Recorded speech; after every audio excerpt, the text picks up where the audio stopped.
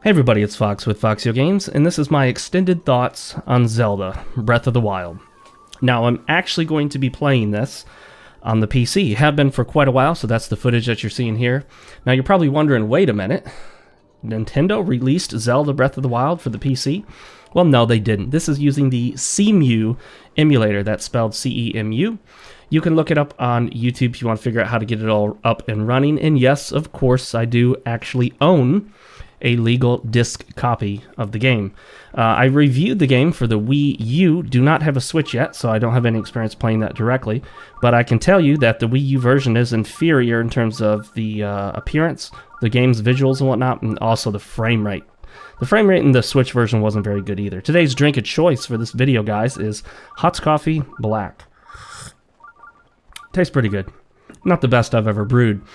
With Zelda Breath of the Wild, I did the full review, said what I wanted to say for the most part, but I knew that after playing it some more, I'd have some more thoughts on it. Why am I bringing this up now? Well, the game is pretty much fully 100% playable in nearly every possible way on the emulator, which it wasn't until fairly recently, and glitches and errors are at an absolute bare minimum. I can tell you that having played about 24 hours into the game at least, if not more, that I encountered roughly, I'd say maybe a dozen or 24 minor visual graphical glitches, none that actually affected gameplay, none that caused me any serious problems, and they were all minor, relatively minor, and went away quite quickly. Other than that, I don't think I've encountered any other problems with the game. No sound glitches, no actual gameplay glitches that I can detect, and I've been running it at up to 60 frames per second. Notice I said up to because the game rarely maintains a solid 60 unless you're in the shrines. It does there. You can see my system description, or I'm sorry, system specs in the description of the video if you're wondering what kind of system I'm running this on. So fully playable. Definitely give it a shot, guys. Go out and get a copy of the Wii U game, Zelda Breath of the Wild, and emulate it on your powerful PC. You will note it uses a ton of system resources. I mean, up to over 16 gigabytes of system RAM is necessary to run it at 1080p with the shader caches that I have installed. So if none of that makes sense to you, that's fine. Let's talk about Zelda Breath of the Wild itself and not so much about the emulated version. I had a lot of random thoughts about it, and I'm going to get into them. But first of all, let me just say that I mentioned this in my review. The one thing that Zelda Breath of the Wild does right, and the reason I kept coming back and playing more and more of it, even though I had a lot of complaints about the game, is the whole aspect of open world. We've seen a lot of games that claim to be open world. Some of them really are, some of them not so much. But open world essentially means you can go almost anywhere from the very beginning. Not literally anywhere, because there might be a locked door here or there and you got to finish a quest to get through. But open world means it doesn't section off large parts of the game until you complete some, mission or get to a certain level or whatnot. So it is a true open world game. And what they get right about that is exploration and rewarding exploration and having a lot of stuff to do in the game, things to discover, and an interesting world to simply just explore and look at. And when I say that, I don't say that lightly, because there are a lot of games out there that have an open world, and there's a lot to them, like, for example, Skyrim being one people think of, and I did really enjoy Skyrim. But if you're just wandering in Skyrim, there's actually not that much interesting stuff other than a handful of locations. You basically have to find a specific location. You have to find a city, a settlement, a quest giver. You have to follow a quest line. If you're just wandering the countryside, you can encounter a few enemies. Maybe you'll see a little settlement here and there, but in between that, it's just pretty much nothing. It could have been randomly generated for all I can tell. But when you look at Zelda Breath of the Wild and play through it, not only is it a huge, just massive game, but it's clearly been handcrafted, at least to a certain degree. I can't tell you it's 100% handcrafted, but I can tell right now that they didn't just procedurally generate the world. I mean, it's an interesting world. It's got a lot of interesting mountains and cliffs and hillsides and ridges and ranges and plains and ponds and lakes and streams and rivers and oceans and islands. And you can tell that they went into painstaking detail with a lot of the terrain in this game in such a way where they structured it so that you could get from here to there if you paraglide, you know, just jump off and paraglide down there with a reasonable amount of stamina, you can make it. Or they put something in a certain location where you can't get to it other than through one or two different means. They mean for you to discover it in a particular way. And they kind of section it off somehow, maybe hide it under a cliff or make it so high up that you can't just climb straight up unless you had a ton of stamina. And what's interesting about that, I'm drinking coffee, by the way, if you get those little brief pauses in my dissertation here. But if you look at it, it's interesting than that you're meant to discover some things in a very particular way. But even if you're not able to do that, maybe you don't have enough you don't have enough stamina to get up, just climb right up. Sometimes you can find other ways around that. Like say you want to climb this really tall, sheer mountainside, but you don't have the stamina to do it because it's early on, you haven't enhanced your stamina bar with those orbs from the shrines. Well, you could go ahead and cook up a lot of food that gives you extra stamina and eat it along the way, allowing you to overcome that obstacle that normally you wouldn't be able to early on. There are certain areas of the game where I'm 100% certain they meant for me to complete it in a certain manner. Like the shrines, it's meant to be completed in a specific manner. But I went ahead and found another way to do it. You know, instead of hitting the switch with the laser by turning the laser or moving the laser or whatever they want you to do, I went ahead and just shot an arrow at an extreme angle and let it come down and tap the switch. Or instead of hitting the switch to rotate the cube to light all the torches by connecting the torches, I went ahead and just shot some fire arrows at the torches and lit them all that way. That way I didn't even need to do the little cube puzzle. And in some ways it feels cheap, but in other ways you feel like, wow, I discovered a different way to do this. And I'm absolutely positive that there are people still today discovering different ways to do things and to get places in this game that even the creators of the game probably would not have thought of themselves. And there's so much to do in this open world. You can go from here to there and just admire the view and see what you find and fight different enemies and collect different items, objects, things that enemies drop, weapons, armor, shields. You can collect different monster parts and little critters and creatures to upgrade your stuff or to make new elixirs and foods, meals. And you can find these Korok seeds, which you all know about. And the more Korok seeds you find, the more weapon slots or shield slots, you know, bow slots that you can unlock, inventory slots. And not only can you do all that, but then you can also find the shrines. You can find mini bosses in the game. You can find areas with special hidden treasures, such as, for example, in the snowy areas of the game. If you use your magnesis ability, it'll highlight metal objects, and you may see a treasure chest covered in snow, partially engulfed or covered in like a little avalanche, and you can just pull it out with the magnesis ability, and suddenly you found some special treasure. I will say, though, that most of the stuff you find in the game, unfortunately, doesn't feel terribly special. When you find armor, yes, that feels special. Armor in the game is permanent unless you sell it. The armor you can keep, the armor you can upgrade, so it feels really special to get a piece of armor. But if you get a weapon or a shield or a bow, yeah, not so much. They don't feel very special because it's going to break. And let's talk about that. There's only one semi-permanent weapon in the game. That is the Master Sword. But even the Master Sword will, quote, run out of energy, unquote, as the game calls it, and essentially will break temporarily until it recharges after 10 minutes. Other than the Master Sword, everything else, all of your weapons, all of your bows, and all of your shields will break. And you have to go get another one, or a different one.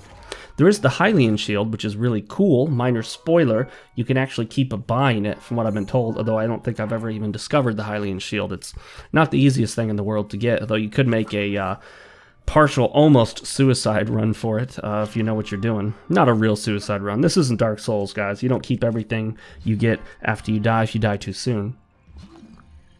But saving.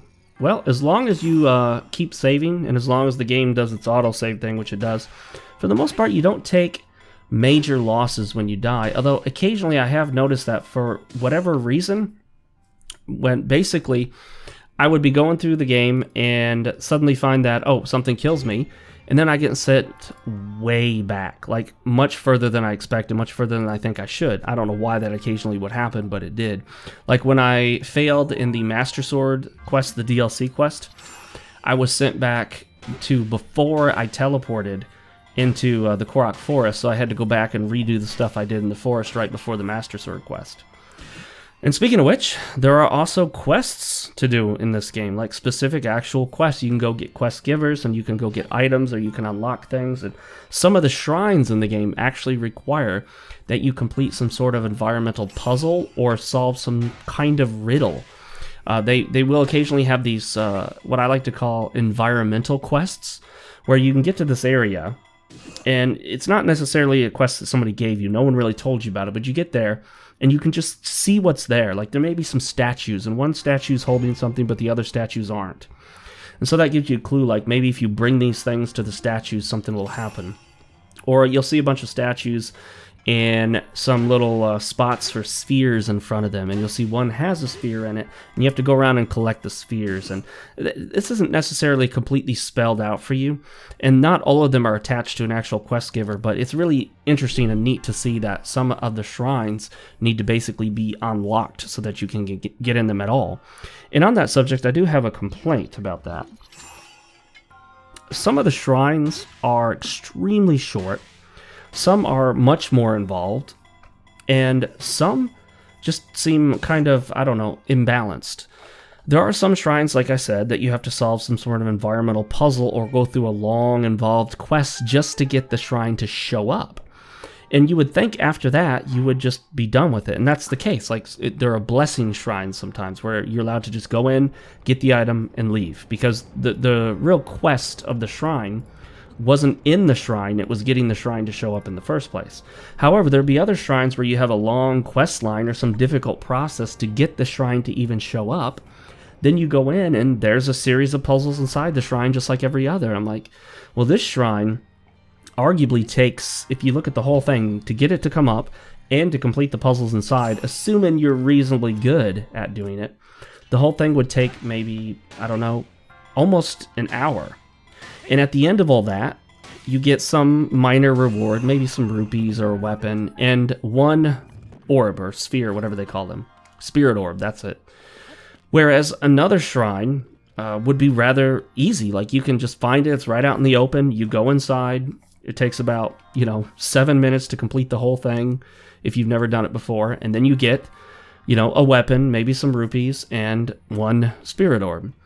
So, and I understand they want to be consistent there with the rewards being always a spirit orb at the end of every shrine, but it just sometimes seems way out of place that you spent 50 minutes on this shrine to get one spirit orb, and you spent 7 minutes on this shrine to get one spirit orb.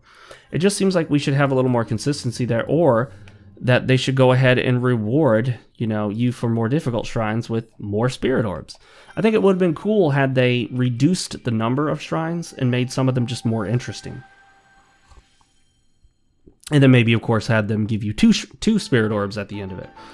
I'm not saying that they have to do it that way. I'm just saying it might have been better had they looked at rewarding the player in proportion to how difficult the shrine was to finish. But I get what they're doing. They want to add a lot of variety. Some are easy, some are medium difficulty, some are really hard, some take a long time, and some don't take very much time at all.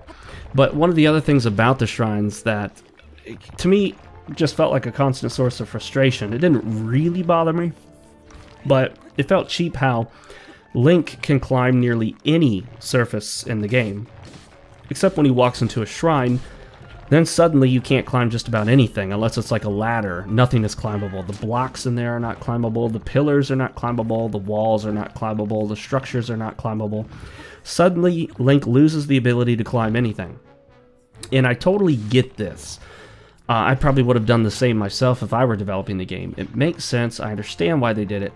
But it doesn't change the fact that it feels cheap. It does. It just kind of feels cheap that Link is climbing everything, left and right. Then you walk into a shrine and, can't climb anything anymore. Nothing is climbable. But in that regard, like I said, I understand where they're going with it. I will say, though, that in some ways, I don't know. Do I miss some of the features or elements of previous Zeldas? I do. Like, I miss having, a permanent boomerang. I miss having, a grappling hook. I miss the idea of the really cool dungeon bosses, because Even the Ganon bosses in this game, the ones before the final form, I mean, they are special, don't get me wrong, but they felt exceedingly easy because I never went to them. My second time through, my first and second time through, both times. I'm not finished with my second time through, but, I always waited a little while to go do those because I knew there was a boss fight there. I mean, I knew even the first time I played the game when I saw these big giant things and I was told we'd have to conquer them, I knew there would probably be some boss fight at the end. So I waited a while till I got some more hearts and stamina and some more weapons and bows and, arrows and all that stuff. But it would be nice if there were items like, the permanent boomerang, or if there were, a grappling hook and other things like that. Essentially, you basically get the paraglider very early on, and then before you even get the paraglider, you get the other abilities. Like Link just has his handful of abilities. You get them very early on, easily within the first, couple hours of gameplay, and then from then on, that's it. You don't really get any more abilities per se. The armors, yes, they can enhance some of your abilities, but they don't give you anything brand new, really. Now, kind of a aside to that, I feel like some of the shrines could have also done with having bosses at the end. And I'm not talking about the Guardian shrines. I mean, those are okay. I have no problem with those. But I feel like, if you're going to have the shrines vary in length and difficulty, why not throw in a few shrines that have some cool bosses? Maybe some throwback bosses that are similar to ones from the past. You can't climb in temples. I covered that going through my notes here. I took notes while I was playing. Big bosses at the end of shrines. Yep. Some of the shrines feel... Yeah, I gotta say, some of the shrines feel really similar, but again, the 120 shrines with only about 5 different things Link can do if you look at, those special abilities. I mean, he can also shoot arrows and jump around and run and all that nonsense, but I think it would have helped things out a lot to have a few extra things in the game that you could pick up. The only problem I see with that is if you did have a boomerang, if you did have a grappling hook, if you did have all these other things like the mirror, like from Link to the Past, that wouldn't make sense in this game. But if you did have these things, I'm not sure how you would balance that with the open world. Because if you need the boomerang to complete certain quests or shrines, then certainly you would have to find it first, and it would affect that open world aspect that the game has. On the subject of horses, I have to say, I thought that looked really cool at first. And I was expecting to be really into the idea of finding different horses and taming them and using them to explore the world. Because, I mean, it's a huge world, so you could use some help getting around faster. Unfortunately, the horses, for me, I found to be mostly unhelpful. Not quite useless, but mostly unhelpful. And the reason I say that is because this game is full of different levels of elevation, and horses don't work with elevation well at all. They won't jump off any cliffs very well, and I managed to get them to do it, but I don't know how I did. The horses tend to just lose it when they hit any significant difference in elevation. They can't really go up cliff sides or anything like that, or down. I understand that, but the problem is that if I'm roaming around on a horse, I jump off the horse to climb a little cliff, and then I can't find a way to get the horse back up on horseback. Basically, I found that I could never really call the horse because I had to be relatively close to the horse for my whistle to cause him to come to me. So in that regard, I found that, I'd have the horse for just, I don't know, a couple minutes. I'd get off the horse to continue exploring because the horse can't go where I want to go, and then that would be the end of it. And I wouldn't get the horse again for maybe an hour or two, or more than that. So that was kind of a bummer. Unless the horse is like really close by, it never seemed to do any good whistling for him. And again, kind of defeats the purpose of even having an alternate mode of transportation if you feel like you really can't use it. Now, the whole blood moon, or whatever they call that, when the game switches over and the sky turns red and enemies get more difficult, I found that frustrating that you have to go through that little cutscene over and over and over again. Each and every time it happened. It didn't happen very often. But it really reminded me of the, Castlevania 2 Simon's Quest, What a Horrible Night to Have a Curse. Because, you can skip it, but it takes a second to skip it, and it's always an interruption to gameplay. I feel like after the first time it happens, take us through the cutscene, let us skip it if we want to. I think all cutscenes should be skippable. That's just me personally. But let us skip it, and then that way you've given the player a chance to see the cutscene to know what's going on, and when it happens again, they'll remember what it was. So instead of, interrupting gameplay, just have the sky turn red, have this flash of red, whatever, It'll be obvious to the player without needing to tell the player each and every time, hey, what a horrible night to have a curse.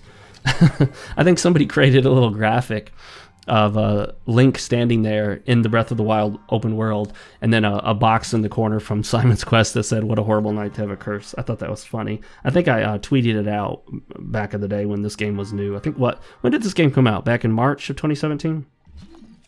I say 2017 instead of this year because people watching this in the future won't know what this year means unless they look at the upload date. So one of the other things too is I understand the whole angle they were going for with the differences in temperature, but I will say that overall though, I found that hugely frustrating, and this brings us into the whole armor mechanic in this game. Now let's say you get into a cold area. You got to switch armor, you got to switch over, wear something that will protect you from the cold. So you got to wear some warm armor. Okay, well that's understandable. But then you go to a warmer environment. Okay, well now you got to switch over to cooling armor. Otherwise you'll take damage from the heat. Okay, well now I'm encountering enemies, so I'd like to use my high defense armor. Or maybe my high attack power armor. I feel like I don't want to go into the fight with my cooling armor that's extremely low on the defense and gives no other benefit. Well, then I'm encountering an enemy that uses electricity, so now I guess I need to switch over to the electricity-resistant armor, right? Because that would make sense. I don't have to, but you feel like, oh, well, now I've hit the water. I'm going to go through water for a little bit. I need to switch to my Zora swimming armor, because if I don't, I'm just at a disadvantage swimming slower. Oh, and I just got done swimming. I hit a ledge here. It's a steep cliff. Now I need to switch to my climbing armor. Because, I mean, who wants to climb at a slower speed when they don't have to? So I think you can see where this is going with the frustration there. I essentially felt the need to constantly switch armor. Oh, now it's time for the defense armor because I'm fighting, a tough enemy that's going to hit me really hard, so I need that extra defense. Oh, well, now I'm in a cold area, so now I need to wear warm armor. And it's the desert at night. It does get cold. A lot of people don't know that. The desert gets very cold at night, most deserts. Oh, well, now it's past noon in the desert. It's really hot. I need to wear cooling armor. Oh, now I've encountered some enemies. Back to the high defense armor. Oh, now I've encountered, a boiling hot area. Time to put on that fireproof armor. Oh, now I've encountered a cliff edge. Time to put on climbing armor. Now I've encountered water. I've been through this twice now. You guys get the point. I found it very frustrating. And ultimately, it didn't feel like Link was getting stronger and stronger, which I feel like that's the feeling you should get in an open world game, that your character starts out kind of weak and vulnerable and becomes increasingly more strong. I didn't feel that way about Link because he had to keep switching it up. You couldn't have high defense and high attack power bonuses and your swimming speed and your climbing speed. You couldn't have it all at the same time. You had to pick. Now there are foods that give you some of these advantages as well, but those are all temporary. You have to eat meals and then they only last for a limited amount of time.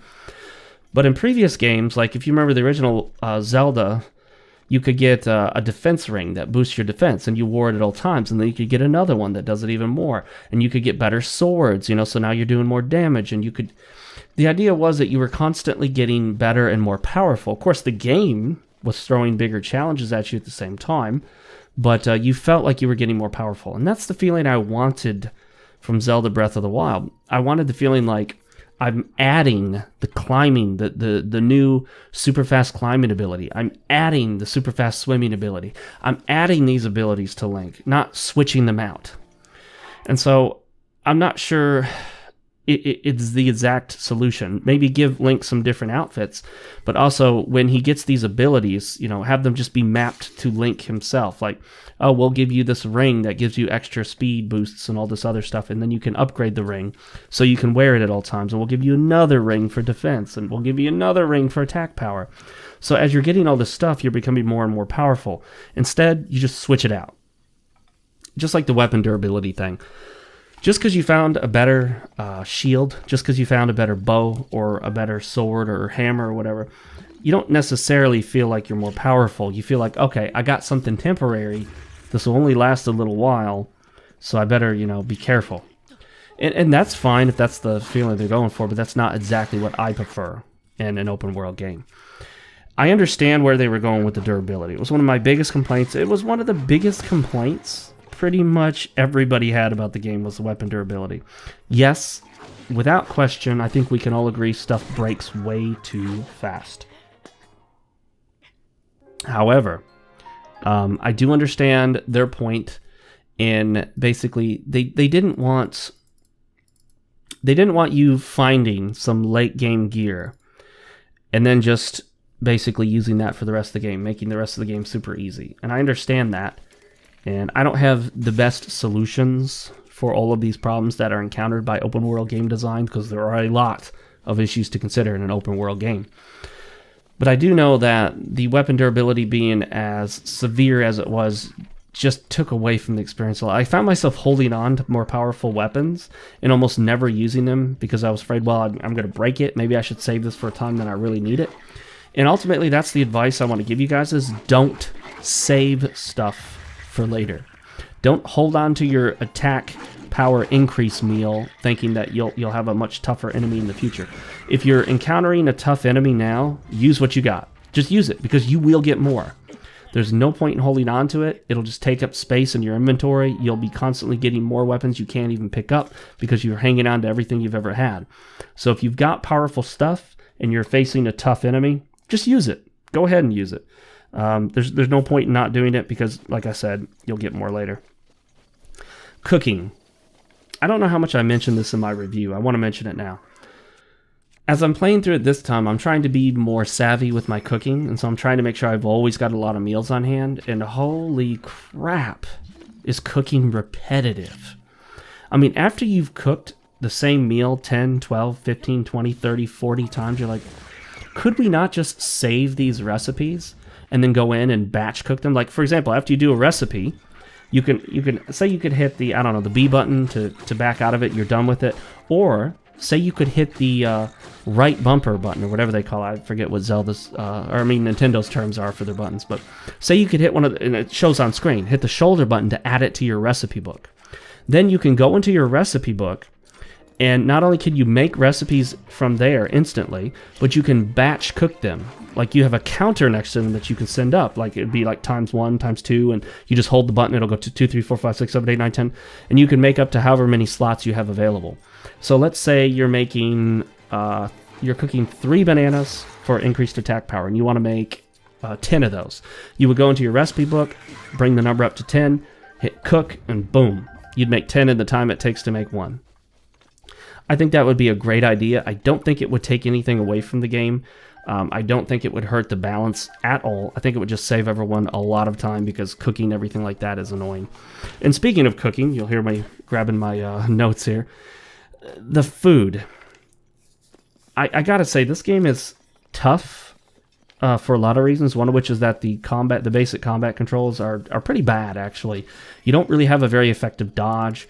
That whole dodging at the last minute for the flurry attack does not make sense because, I mean, you can engage the flurry attack when you dodge something that would have never even hit you in the first place. And there's sometimes where I make this awesome dodge where I like backflip over the weapon as it's crossing underneath me, like I'm fighting a Lionel. And the axe is just going, and I'm like backflipping over the axe as it passes underneath me. Doesn't count. It doesn't count as the special dodge. I don't get the flurry attack. But I dodged to the side when the Lionel's chasing me, and I was already so far to the side he would have never hit me anyway, but it does give me that special flurry attack. It does count as the special dodge. I don't know why. It doesn't make sense. The parry's okay. I didn't use it as often as I probably could have. I mainly used the parry just on the Guardians, and I got fairly decent at that, although the timing never quite felt spot on to me, but it was good enough. But the cooking. When you make meals in this game, you can use them, or any food really, at virtually any time. You can use a meal while falling. You can use a meal while in the water. You can use a meal while mid-strike with your weapon. You could be in the middle of swinging a weapon, and you can bring up your menu and eat a meal.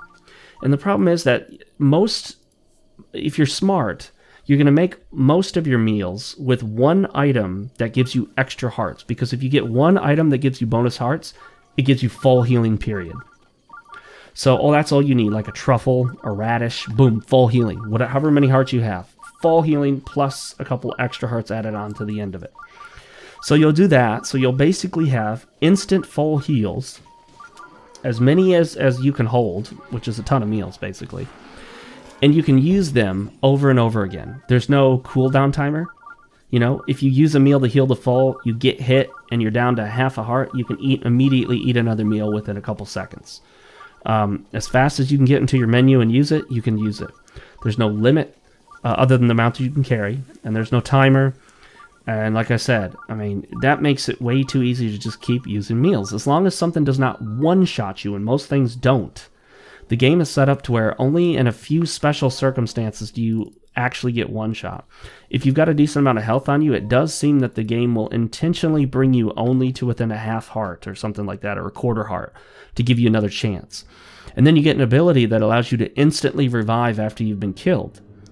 So once you figure that stuff out, the game isn't actually that hard anymore. As long as you keep a ton of meals on you and just keep healing up, you virtually never die. Because the game almost doesn't give you a chance to, unless you fall or go do something that involves instant death. Not only that, but you can actually fast travel out of nearly any situation. If you're in the middle of water, running out of stamina, about to die, and you don't have a meal to increase your stamina, you can just fast travel out. If you're falling because you ran out of stamina while paragliding and you're going to die from the fall, you can just fast travel out. You can fast travel while falling through the air, fast travel while in the middle of a lake. You can fast travel when an enemy's sword is just about to smack you with the killing blow.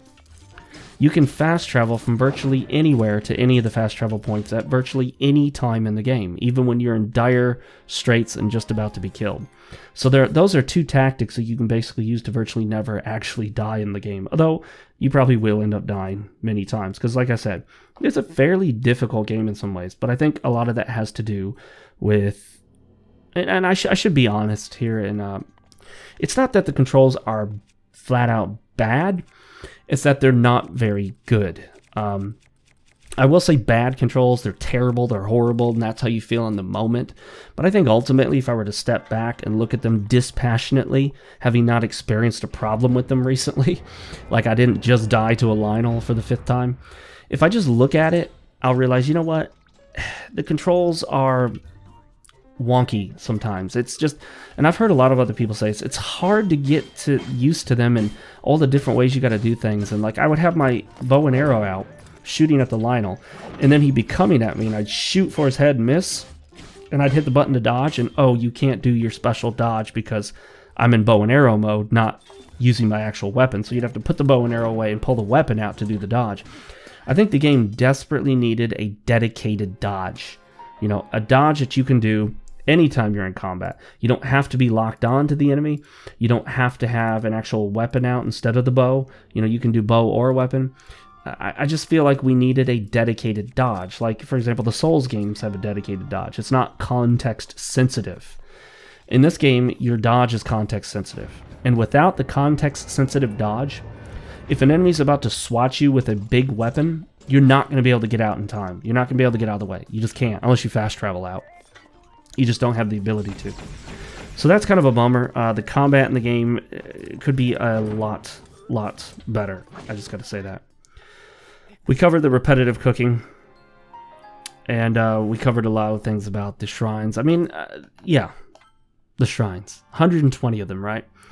You're not intended. I don't think they actually intend for you to get them all, because I've noticed that even after I've gotten only about half, I start to feel like, wow, I've got a lot of health and a lot of stamina, and it almost feels like you've got more than you were intended to at that point. So certainly if you max out on the shrines, then you're going to have a lot of health and a lot of stamina.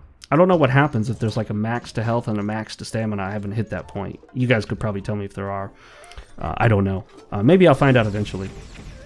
Another thing is when you're running around collecting the little critters in the game, like the lizards and the butterflies and some of the insects, what's really frustrating is that they'll start running away and you'll chase them, and just as you start to get up on them, about ready to grab them, they just fade away. They just fade into nothingness. Apparently, if you don't get them in a certain amount of time, they just poof, disappear. into thin air. And that to me is like, that's so lame. Like, if you're going to have that happen, have it happen after the critter gets so far from the player that they really don't notice. Like, it'll happen when you're right on top of them, just about within range to pick them up. They just poof, gone. So that's obviously frustrating. Let's talk about the towers in the game. This is one of the first things I did when I played through it the first time, and it's one of the first things I did when I played through it the second time. I immediately went to unlock all of the towers. That was my first goal. And there are a couple towers that will really give you some trouble. And in particular, the towels. The tower that has the whiz robes, the electricity whiz robes flying around it, and all the electricity, oh shoot, I'm forgetting the name of them. The lizard dudes. That was the toughest tower early on, because I literally had, I think, 3 hearts, because I was spending all my early orbs on stamina so I could get around faster and climb higher. So I had 3 hearts trying to get through this area with whiz robes shooting electricity and these lizard dudes running around with their electricity attacks and all that stuff. And oh, it was a nightmare. I was saying all these very mean things to the game in my head while I was trying to get up that stupid tower, but eventually I did. But I think this is the best example of those towers in any game.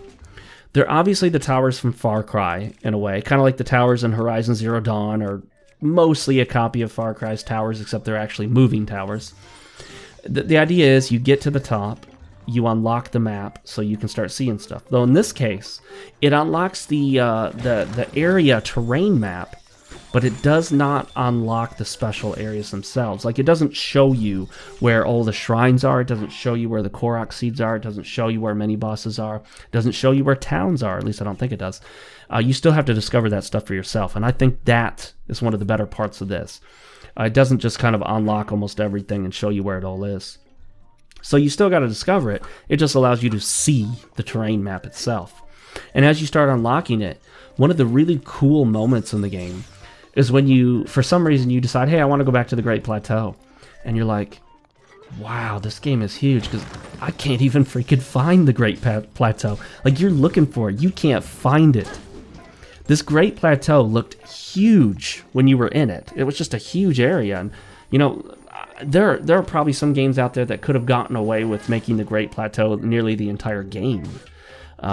It's not that huge, but, you know, Dragon's Dogma's fairly small if you really look at that area, and they did a lot with that small space via dungeons and underground areas. But once you start unlocking the entirety of the map, it is hard to even find the Great Plateau. It gets dwarfed by just the massive size of this game world. And important thing to note, giant game worlds have always been a bragging point for developers. You know, they'll come in and they'll be like, our world is the biggest ever. This is the biggest since this. This is one of the biggest game worlds. It's, you know, it's the size of Great Britain. I think that was the thing they used to say about Daggerfall. You know, Elder Scrolls 2 Daggerfall. And I think to this day, you know, of all the games that have an actual graphical game world, I do believe Daggerfall is the largest. I mean, there may be another one out there that's kind of cheats by not being like a fully graphical game or something of that sort, but I think Daggerfall is still pretty much the largest game world of this open world type. But after playing Daggerfall for the first time, actually, well, seriously playing it for the first time this year and actually getting out of the first dungeon, I realized that nearly the entire world is just copied and pasted, procedurally generated, boring. Almost completely flat, randomized trees just passing you by. Oh, sorry, I hit my microphone there. Randomized trees, and there's almost nothing to see. There's almost nothing to do. There's virtually no reason to go around exploring. You're just going to fast travel to all your locations, because that's the only thing that makes sense. In Zelda Breath of the Wild, there is a ton of interesting stuff. And so it makes sense that you actually want to travel from one place to the next. You will use your fast travel, don't get me wrong. But you will actually enjoy traveling from one location to the next in most cases, because there's stuff there. You'll travel the same area and you'll notice something different and run up there and go, wait a minute, there's a series of rocks here and it looks like there's one missing from the shape, and you'll go find one and dump it there and boom, Korok seed. Or you'll climb this cliff face slightly differently. And you'll see, oh, well, look at that. There's this little alcove where you can go in there, and there's a rock right here, and you'll blow it up, and there's a stone, pick it up, and boom, Korok seed. Or you'll notice that underneath this little archway of stone, is this like floating balloon, and you shoot it with an arrow, boom, Korok seed. Or you'll come around this corner and realize there's this little area that you didn't see before, and oh, look at that. You know, there's a Hinox in there, or Hinox, or however it's pronounced. There's a special enemy, or there's this, or there's that, or hey, you know, I didn't notice that there was this bombable wall right here. And then there's a shrine in there. So there's a lot of cool stuff to find just by kind of wandering around. Although, the difficulty in the game can just vary radically. You could go from one thing where you're fighting 3 little goblin creatures, whatever they're called, and you're like, okay, I can do this, and you're beating them up, and they hit you a couple times, no big deal, you hit them back, and you win. And then you go encounter this other enemy, and you're like, okay, here we go, and you're getting ready, and bam, he slams you with one shot, and boom, that's it. You know, it's like it's taking all your health out. Yeah, so the difficulty's all over the place, and that's okay. I actually don't mind, you know, when a game does something like that, because if you manage to, like, sneak through an area, or somehow take down a really super tough enemy that you're not really intended to at that point, that can be a very rewarding feeling when you're doing something you feel like the game didn't intend for you to do yet. And since we've been talking about a lot of cool things about Zelda Breath of the Wild, let's talk about one of the most frustrating things about this game. I think what's one of the most frustrating things I've encountered in any game I've ever played in history. Not the most frustrating, I didn't say that, because I don't want to be superlative. But it is one of the most frustrating things by far. I can't think of anything else right now off the top of my head that has given me more anguish while playing a game. And you're probably wondering, well, what is it? What is it, Fox? Let me tell you what it is. It's the stupid, sliding, slippery rain mechanic when you're climbing. There's nothing more annoying than wanting to climb a mountain and it suddenly starts raining and you start slipping down. Or you're just about to get to a mountain and it starts raining and you're like, oh, great, I really need to climb this mountain because what I want's right over it and I can't get around it. But I gotta wait for the rain to go away. And there are ways to try to fight through it, but it is just an absolute nightmare to try to fight with that slippery, you know, wet rain mechanic. I can honestly say right now, you get rid of that, everyone will be thankful. I don't think there's anybody that would defend that sliding down surfaces in the rain mechanic. Or, for that matter, that stupid thing where if you have any sort of metal, if you're holding anything metal, that you'll get You'll get struck by lightning when you're in a lightning storm. That's just annoying, because sometimes all I have are metal weapons, so I gotta just unequip all my weapons, because I don't want to get struck by lightning. That includes your shields, and your bow. Not fun. Not fun. There are some things that I just wish were different, but, you know, they're not. Oh, a quick little aside, if you do decide to play this game on an emulator, on your PC, using the CME emulator, you definitely want to use some sort. Now there are a few cases, and I don't think any are necessary, where you have to use motion controls. If you're using a DualShock 4, you're in good shape, guys. Motion controls work pretty well. If you don't have a DualShock 4, you're just using an Xbox One controller or Xbox 360 controller or Wii U Pro controller, whatever you've hooked up to your PC, or a mouse and keyboard. The mouse controls for the motion controls are terrible. I don't know about if there's any way to fix them or not, so just be aware of that. Whenever I encountered a motion control segment, I turned on my DualShock 4, connected it to my PC, and used a little tool to get that to work, so I would actually use my controller, the DualShock 4 controller, PlayStation controller, as the motion controls. But yeah, I gotta say, a lot of cool stuff in the game. I love all the things that you can do, how there's just so many little things that you wouldn't even know of, like when you kill those, I don't even know what they're called, octopus creatures. They're called an octa something or other. They drop a little like balloon thingy. You can use that balloon to drop it on stuff, and it will actually inflate, and then it will pick that stuff up if they're not too heavy. So you can use this to like pick up rocks. You can actually attach one of them to your bomb, and then if you use like a leaf to blow the bomb away, the thing will float away, and then you can detonate the bomb when it like reaches an enemy encampment or something. There's all sorts of cool things you can do, like things you wouldn't normally think of. Light stuff on fire, or shoot a fire arrow into a field and catch it on fire. You can knock trees down by chopping them down or blowing them up with a bomb, and all of the different ways you can approach combat, all the different ways you can manipulate the environment. They feel natural. It feels like you're discovering something that maybe the developers didn't know you could do, even though I'm sure they did because they programmed it in. But it feels really cool when you discover some different or unique way to do something that you didn't know about. Or like when you discover things, and there's tons of spoilers in this, you guys know that. When you discover that you can ride a deer, sneak up on them. You can't save them like you can your horses, but you could temporarily tame a deer and ride it around, although it moves pretty slowly. I don't know if that's just the deer I got. That deer didn't want to move at all. He's just moving at a snail's pace. But you know what? If I were a deer and someone jumped on me, I probably wouldn't want to run around like crazy either. Well, there are a lot of other things I could say about Zelda Breath of the Wild, guys, but this has been about 45 minutes of additional thoughts. In addition to what I talked about in the review, covered some of the same ground, but a lot of new ground. What did you guys think about Zelda Breath of the Wild? And are you thinking about playing it on PC emulated? I highly recommend it. I had a much better experience with the much better frame rate and better looking graphics, guys. I'm playing in 1080p, although you can do it higher than that.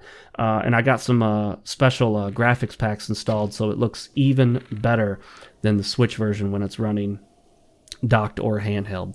So it runs better, it looks better, it's got more, graphical features on it, just a smoother experience, much more enjoyable without the constant frame rate drops. Not perfect 60 FPS by any means, it'll drop even into the 20s on rare occasions, but a much better experience. Really enjoying it a lot more this time around, and I'm sure I'll be putting in a couple more dozen hours before I'm done with it. So let me know what you guys think down below in the comment section. If you like the video, you can like it. You can also subscribe if you haven't already. Follow me on all my social media links down below, Twitter being the one I mainly go to. I do tweet prolifically, so just be aware. I will fill up your timeline with my tweets. I'm Fox with FoxeoGames, guys, and I will see you next time.